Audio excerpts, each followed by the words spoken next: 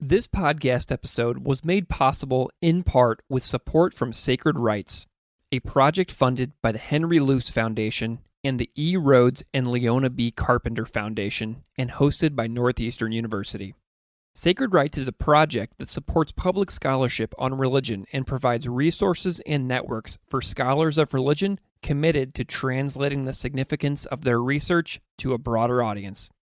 I recommend you learn more about Sacred Rights on their website at sacred-rights.org or find Sacred Rights on Twitter at sacred_rights. Welcome to Classical Ideas. This is Greg Soden. On this episode, I am delighted to welcome Dr. Michael Brandon McCormack. Dr. Michael Brandon McCormack is Associate Professor and Chair of the Department of Pan-African Studies, Associate Professor of Comparative Humanities, and former Director of the Anne Braden Institute for Social Justice Research at the University of Louisville. He earned his Ph.D. in religion in 2013 from Vanderbilt University. His research explores the intersections between Black religion, popular culture, the arts, and activism. His work has been published in Black Theology and International Journal, the Journal of Africana Religions, the Black Scholar, and the recent volume, Moved by the Spirit, Religion and the Movement for Black Lives. His most recent research focuses on the relationships between religion and discourses of Afro-Pessimism, Afro-Futurism, Black optimism, and notions of Black joy as resistance. We discuss each of these concepts, and we even sneak in some tidbits about Erykah Badu and Octavia Butler. Please enjoy my conversation with Dr. Michael Brandon McCormack. Dr. Michael Brandon McCormack, welcome to Classical Ideas. Hey, thanks for having me. I'm delighted that you're here. I'm wondering if we can kick this off by having you introduce yourself a little bit for the audience out there so they know a little bit about who you are and what you do. Sure. I'm Michael Brandon McCormack, go by Brandon McCormack, and I am a professor and chair of the Department of Pan-African Studies at the University of Louisville and also professor of Comparative Humanities, which is where our religious studies program is housed there at the University of Louisville. For some time, I was director of the Anne Braden Institute for Social Justice Research, also at the university, which I just ended that term in January of 2024. Wonderful. I want to trace a little bit of your academic backstory because I was looking at your areas of interest in Black religion, popular culture, the arts, activism, and I was wondering if you had any major turning points in your academic and personal journey along the way that kind of helped you land on these various areas of academic interest and expertise. Sure. I think there were probably several turning points or pivotal points along my journey towards the academic career that I have now. But I think you have to begin that in so many ways, I'm a child of the Black church tradition, grown up in it and shaped by it. Like so many folks, I think, in the African-American community, for which the church was a central institution, not only religiously, but also culturally and socially and politically. And so I grew up in that kind of environment. My father belonged to an AME or African Methodist Episcopal tradition, and my mother was Baptist. And so I grew up in those kind of two streams of the Black church tradition, but it wasn't overly pronounced in my own sense of identity growing up. It was just kind of a taken for granted part of who I was.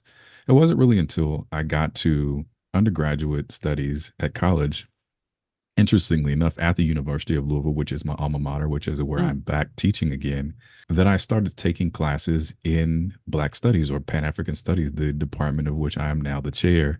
And it was in that department that I first began to encounter serious critiques of that tradition. Professors who weren't like white philosophy professors who were saying somehow it's intellectually unserious to believe in God or something like that. It was Black professors who were offering a political critique of the church and its politics, and how some of those politics weren't serving the Black community well.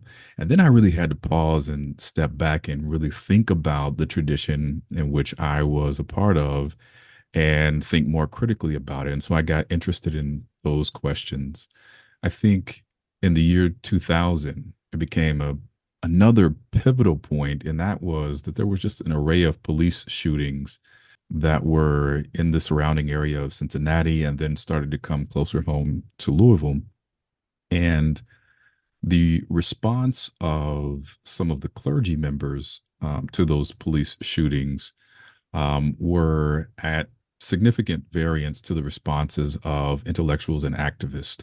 And it seemed that many of the clergy members in the city were taking a much more conservative stance on those shootings than the activists. And so, being in Black Studies classes and hearing the discourse and the debate on either side of that aisle and the critiques really wanted me to think more carefully and try to figure out where I stood, vis-a-vis these kind of various critiques of the tradition in which I had been born and raised. And so I Mm. think that really led me on a journey towards theological education, which ironically led me to the Southern Baptist Theological Seminary, a place where I was looking Hmm. back on it. It's very odd that I would have landed there. But I was there for 4 years and was deeply immersed in the theologies and the logics of the Southern Baptist Seminary. And it was through there that I really came to understand, okay, this is not it. This is Mm. not, if this is religious studies, if this is theology, I really, this is not for me. And it sent to me on a journey looking for a different kind of lens to think through an African American studies lens or a Black religion lens, and that's how I got to Vanderbilt, where I was able to study with a number of other Black scholars and got interested in Black religion and cultural studies. So that was kind of a long and circuitous answer to kind of how I came into the study of Black religion and culture. Well, I love that you are full circle too with Louisville as well. That's really cool Absolutely. because, yeah, and I know that Louisville features in your work as well because I was reading a chapter that you did Hmm. in a book called "Moved by the Spirit: Religion and the Movement for Black Lives," edited by Christoph Ringer, Teresa Smallwood, and Emily Towns, which came out in Hmm. 2023 from Rowman and Littlefield. And your essay, "Today is Not My Day to Die," Yes. um, talks about the role of religion within the Louisville uprisings following Hmm. the murder of Breonna Taylor, which I am just curious about your thoughts on this book and this particular piece. And if you could tell me a little bit of the backstory about this project, because I love the way that you refer to Louisville as your alma mater and then how you went full circle. And Louisville just seems to be super important within what you do. Yeah, I mean, it's home. So it's full circle in two ways, right? And so if those police shootings back in 2000 kind of launched an academic career thinking about the relationship between Black religion and culture and activism, then I go to Vanderbilt eventually to study that. And then I am hired back. I never thought I would come back to Louisville after I left there, interestingly enough, but that position opened up. And so I was very fortunate to come back home and to be able to teach in that same department, in that African American Studies department, to offer a different lens on religion and the relationship that I'm describing here and how we might think more differently about, Black religion, activism, and culture. But this book project, as it emerged, is very much a Vanderbilt project. So Christoph Ringer and Emily Towns, right, and Teresa Smallwood all had Vanderbilt connections. During the uprising in the summer of 2020, in which I found myself out in what we would call Injustice Square here in Louisville, which is right there by the Hall of Justice and the police headquarters and the like, which was a kind of central location for activists and organizers who were leading protests.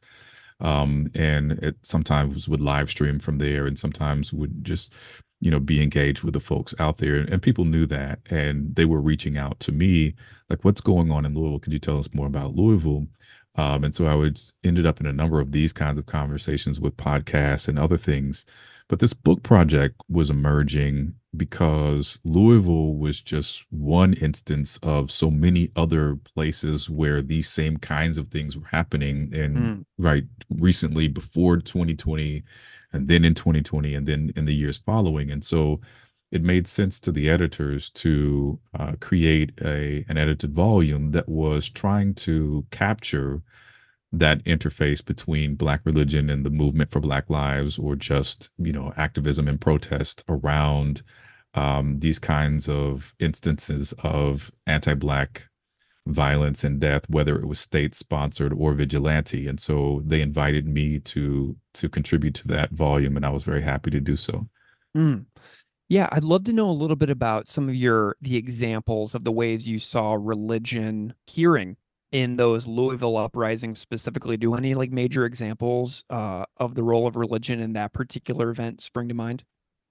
Well, it was interesting because that chapter actually also includes an interview at the end that I did with an activist minister in Louisville named Stachel Bussey.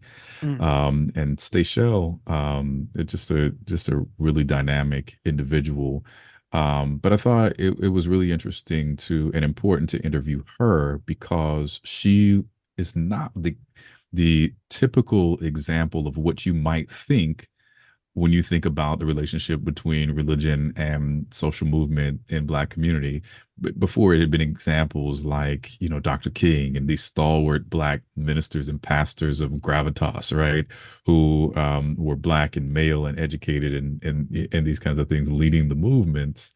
But Stachel was this young Black queer woman who was nobody's pastor, but was understood by the people as the people's pastor. That's our pastor, because she was out there every day.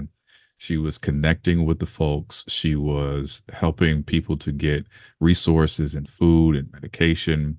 And it was out of, that ministry that she was doing with the people there that she created what came to be known as the Hope Bus, which was an extension of that, which she still runs, which is just an actual literal school bus that is turned into a mobile resource delivery vehicle to underserved communities here in the west end of Louisville, and they do all kinds of great work.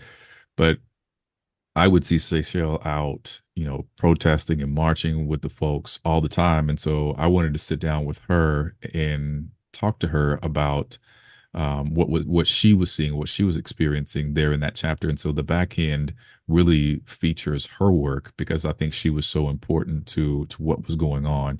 But you also, aside from her, I think you did see a number of Black ministers and pastors who may not, back in 2000, right, when I started thinking about these things in that previous array of police shootings, who probably would not have been out there, who probably would not have been engaged with the community in protest and advocating for justice for Breonna, who 20 years later had really kind of rethought that relationship between their own work as religious leaders and community activism. And they were taking on more prominent roles as well, being arrested with folks and being pepper sprayed and being in solidarity with folks. And so those folks were also opening up their churches to activists to come in and get water and to get other kinds of supplies and resources. And so it was very encouraging what I was seeing here in Louisville in terms of the ministerial community,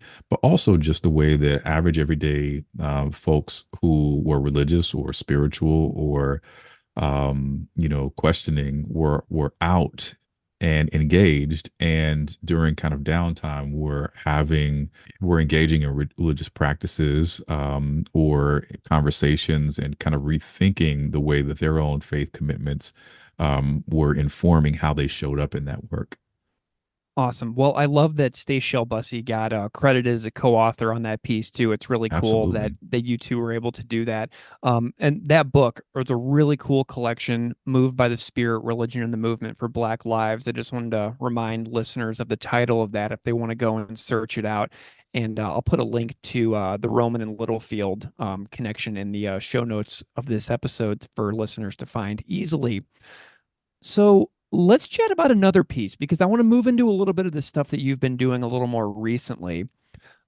There is an essay that you wrote called "We Ain't Dead, Said the Children: A Fugitive Poetics of Life After Black Death" from Black Theology, an international journal. And the piece has a lot of terms that you were describing to me in some of our emails leading up to this conversation. Terms such as Afro-Pessimism, Afro-Futurism, Black optimism, and Black joy as resistance.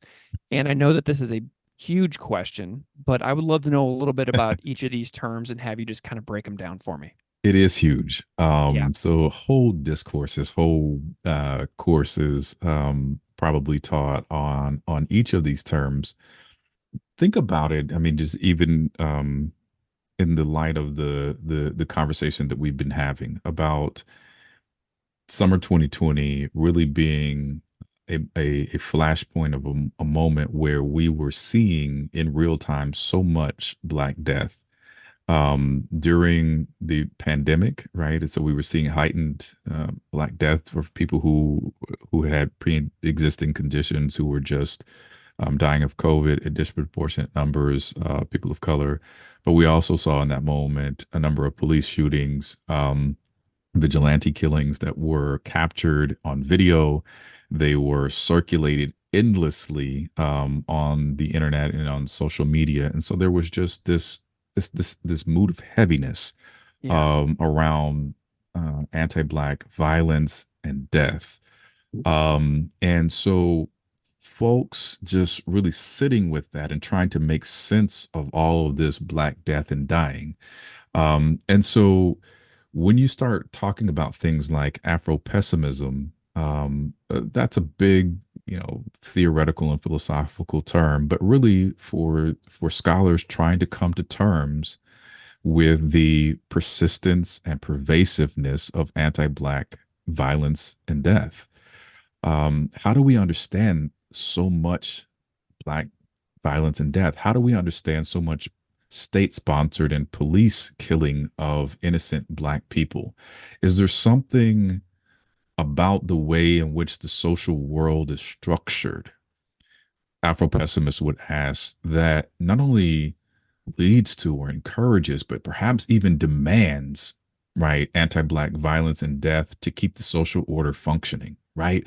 And so Afro-pessimists are asking serious questions about the structural conditions which produce, if not necessitate, anti-Black violence and death in order to maintain a social world that is anti-Black and social and white supremacist in orientation. That would be their argument.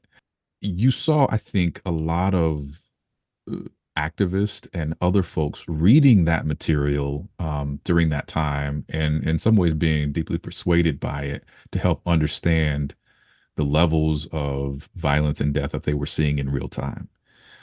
So that's a little bit about Afro-pessimism.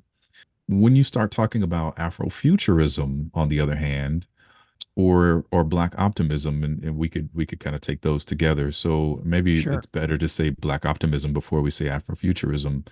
Black optimism is maybe the other side of a coin of Afro-pessimism. Black optimism is a theoretical term that this is promoted by a scholar named Fred Moten, who was writing even before 2020 about this. But the logic of Black optimism is granting this perpetual violence against Black bodies, and then suggesting that in spite of all of that, that Blackness is nevertheless resilient and resistant to that violence and finds ways to not only survive but thrive in spite of it. And so, despite all of the structural and interpersonal violence um, that meets Black bodies and Black psyches, that Black folks have found a way to create and to thrive in ways that are resistant to that kind of violence. And so there's hope to be found in that there are liberative and emancipatory possibilities, yet and still in spite of that kind of violence. Afrofuturism is trying to imagine what a future set of possibilities might look like, right? On the other side of that kind of violence. What do liberatory and emancipatory futures look like for Black folk and when they're thriving? And there you see a lot of science fiction writers and speculative fiction writers trying to imagine other worlds of possibilities beyond racism and misogyny and all of the isms where Black folks are flourishing and thriving. And then that leads to this notion of joy, right? That is a world of joy. But when you say Black joy as resistance, it is saying that even in the midst of, right, the conditions that the Afro-pessimists are describing, that that people are choosing very intentionally to practice joy as a way of fending off the attacks, again, not only on Black bodies but on the psyche. If violence against Black bodies is somehow intended to be demoralizing and dehumanizing, to make Black folk give up and quit searching and seeking after freedom, then folks who are choosing Black joy as resistance say, no, we refuse to be defeated. We, in fact, will insist on joy. We have a right to joy, and we will do that in a way that pushes back on you. We will not allow you to win, as it were. We will have joy in this world. Well, I love the hook as well too, because you have this one of the most gripping hooks I've ever read in this piece, where it says contemporary Black studies has been described as preoccupied with death, and then it mentions being condemned to a deathly life. So we've looked at, the Afro-pessimism uh, viewpoint and that framework, and then the notions of optimism, and then the joy as resistance. And the next part of the piece really, to me, stands out is the resistance piece, because you talk about the works of Erykah Badu and Flying Lotus and Dinez Smith and some pieces of art that you tie in. And I'm wondering if you can tell me a little bit about, tying in like pieces of art and like your interest in these particular pieces that you weave into, tie into these frameworks that you've been discussing. Absolutely. And again, was the the particular call for papers for that essay that I wrote was for a special volume on Afro-pessimism and Afrofuturism, and trying to think those two together. That was edited by the late Terrence Dean, scholar and friend of mine who just recently passed away a couple of years ago, quite unexpectedly.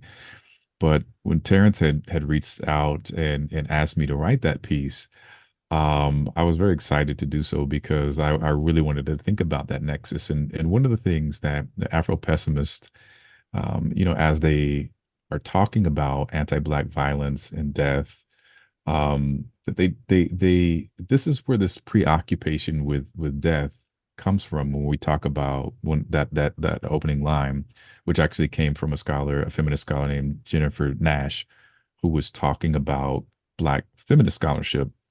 And she's talking about the ways in which Black death comes to figure so prominently in the discourse. And can we imagine something outside of Black death?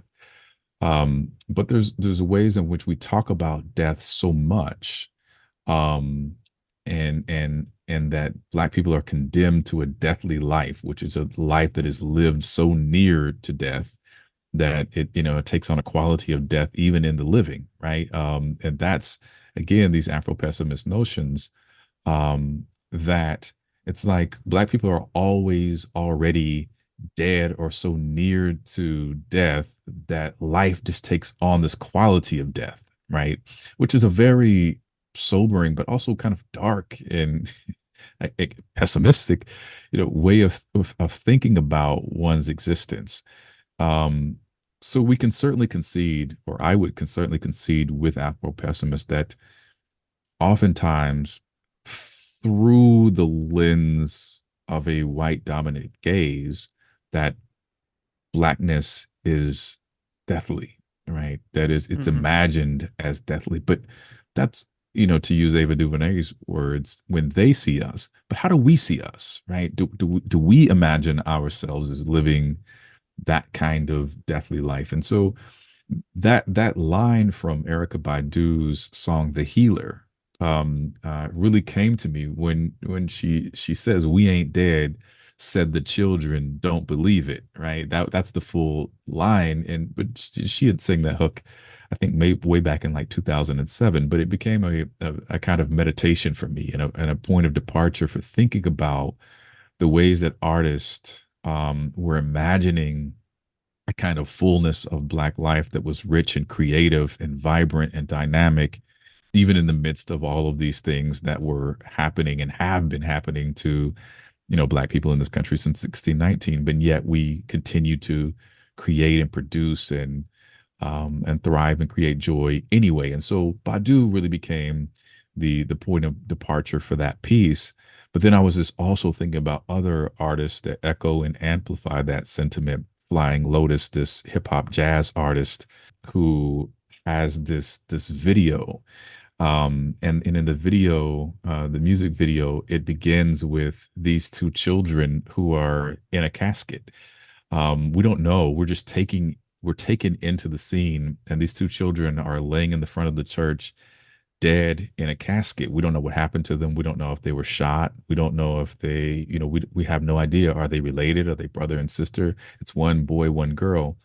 The pastor is preaching their eulogy, and just in the middle of it, the caskets pop open and they get up and they just start dancing. And they dance their way down the aisle, out of the church, into the streets. They start jump roping. They jump into a hearse. They take the hearse that was supposed to bury them, and they drive it off into the sunset, Mm. smiling and laughing. And it was just this kind of commentary again that death somehow doesn't have the final word over Black life, right? And so that was just another piece that was so intriguing to me that I wanted to put in conversation with Badu's piece.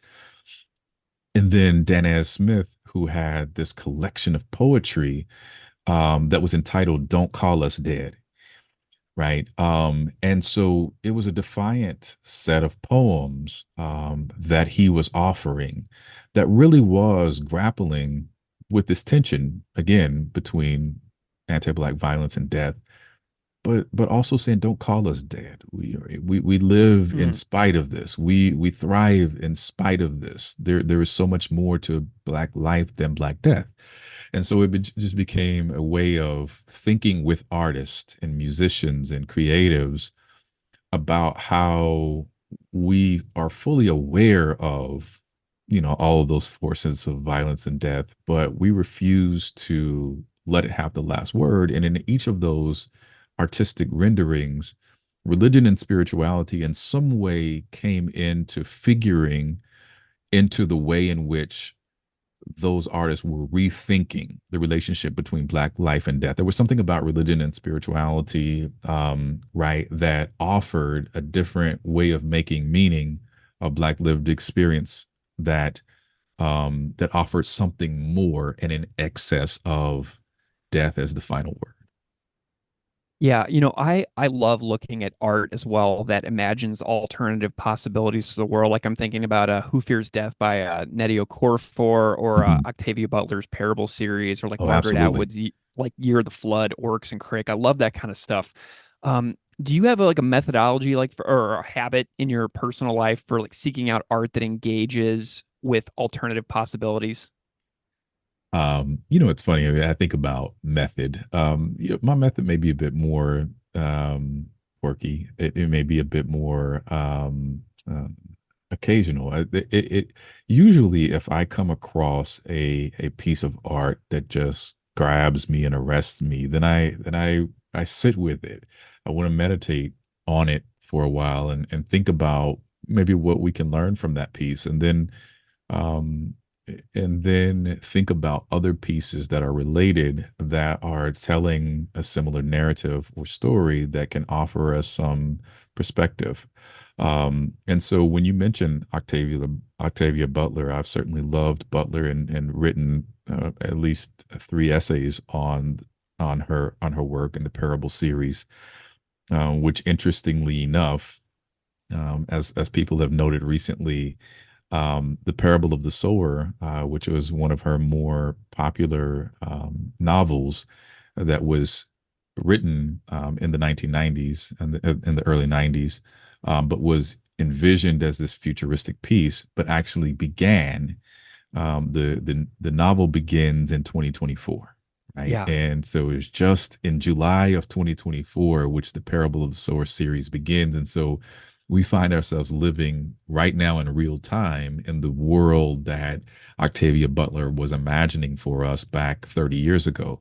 And in so many ways, she was so prescient in terms of how she was describing the kind of chaos of the world, but also offering us glimpses of alternative ways of being and knowing and doing that, again, might help us to survive and even thrive in the midst of it. Hmm. Well, Brandon, you are, engaging with things that are relevant to pretty much everybody living now. Pretty much everybody's a fan of music. You're engaging with music. People love poetry. You're engaging with poetry. People follow the news and current events and justice movements, and you're writing and thinking about those and engaged in those. Tell me a little bit about your interest in like getting your work out there for the public sphere with regards like sacred rights and like the stuff you've been doing with them because you're already doing these things. And I'm just wondering about your why you think it matters for scholars to get their work into the public sphere. The ivory tower, as it were, has always been an exclusive place that people, uh, especially from marginalized communities, haven't always had access to, right? And so I think it's incumbent upon us who have had access to be able to reach back out and to engage outside of those walls, to engage in conversations with everyday folks about some of the things that we're studying and thinking and learning that could be useful to those communities, but also to continue to learn from those communities in ways that keep our work honest. And so I've always tried to do that, since I've been in the academy, to whether it's engaging church spaces or community centers or to be on any number of panels and whenever people ask, or just to engage people where they are. I just think that's incredibly important because I just think we have to be really, really smart and wise about the world in which we're living and engaging, because for so many of us, our very survival depends on it. And so, I'm also in a discipline of Black studies where the mantra has been academic excellence and social responsibility, Mm, which is to say that the very notion of doing Black studies has always been about creating a relevant education that matters to the lives of Black communities and other marginalized people who are well beyond the academy. So it's just kind of the way I've been shaped as a scholar from the beginning.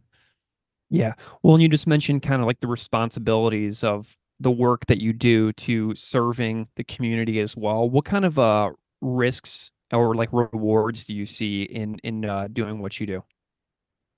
Yeah, so the risks, wards, and responsibilities, to use sacred rights language. I really love that language that they use because I think it's absolutely right. The rewards, of course, are that you just get to see, to get engaged with community members and get to see them interact with ideas and or help to make sense of things that they've always been thinking about, but I never had the language to say it quite like that. Yes, that's exactly what I'm seeing, thinking, experiencing, right? And I appreciate your helping me to frame it or helping me to understand this better. And I think, whenever you're able to, offer some additional meaning or context or understanding to people's lives in ways that help them to navigate their own worlds better and to maybe live more fulfilling lives, that's certainly a reward. And it's a responsibility. If I said if it's a social responsibility, then I think for those of us again, who have had access to a kind of education that again, I'll speak as as a Black person in America for so long. Our people had not been uh, had access to formal education in that way. My parents never went to college, right? And so many generations of Black folks before me had been formally barred from entrance into higher education. And so I think it is a responsibility to give back on behalf of the ancestors and those who are coming currently and coming after us, to be able to share that knowledge for the betterment of all of our lives together. But the risks piece, that's I mean, that's really a serious conversation. I think Mm. in this particular social political environment where I think the stakes are high, where sharing that kind of information publicly can often come with threats to one's own life. It can certainly come with academic and professional risk in terms of if you're doing this kind of scholarship, is it valued? Is it promoted within the academy? Does it keep a person from tenure? All of those things are very real risk that scholars have to weigh.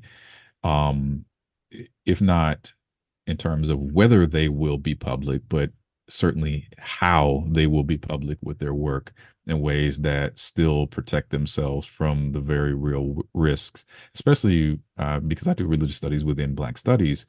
You know, um, in the last couple of years, the very real intense backlash to Black studies, to African American AP classes, to anything that is coded as DEI. And there are a number of political forces that would have anything like that eradicated, that Yeah. might want to have a department like mine shut down at a public university, right? And so the more public your work is, the more attention it garners, and the more of a target you become for forces that would not want to see the kind of work that you do exist in the world. Yeah. Well, what are some of your goals within public scholarship? Do you have any stuff that you're working on that you're excited about? At this point, I think because I've moved into more administrative roles in the last few years, shortly after 2020, I became the director of the Social Justice Institute that I mentioned at the outset. And in that, it was how do I create space for public conversations and lecture series and panels and um, engagement with museums and curated exhibits and film talkbacks and those kinds of things like that aren't necessarily my own writing and publication and research, but how am I curating space and conversations to not only get my ideas out, but to bring in other scholars and put interesting people in conversation with one another to talk out loud in public to help shape, our collective thinking. So I've been really excited about those kinds of projects. And my role as department chair, I still get to do some of that. It's a little bit different. The bureaucracy of being a department chair is a little bit different and more mundane than it was as institute director. But I still have access to be able to do some of those kinds of things. And I think that's a really important kind of work to be able to do right now, alongside of my own academic research. So I'm excited about those kinds of projects at the moment. Excellent. Well, where can people find you if they want to know a little bit more about what you do and maybe follow along a little bit with what you are working on in the future? Sure, they can access the website at the University of Louisville and the Department of Pan African Studies. I have a presence on social media, on Facebook, sometimes on Instagram, less so on Twitter, but I'm on the socials as well. Excellent. Well, Dr. Michael Brandon McCormack, thank you so much for coming on the podcast. Talk to me about your chapter. Today is Not My Day to Die from the collection Moved by the Spirit, as well as your essay, We Ain't Dead, Said the Children from Black Theology and International Journal, and also for just telling me about your life in general in Louisville and what you do in the community. It's a real pleasure to have you on the podcast. So thank you so much for being here. Thank you so much for having me. I've enjoyed it.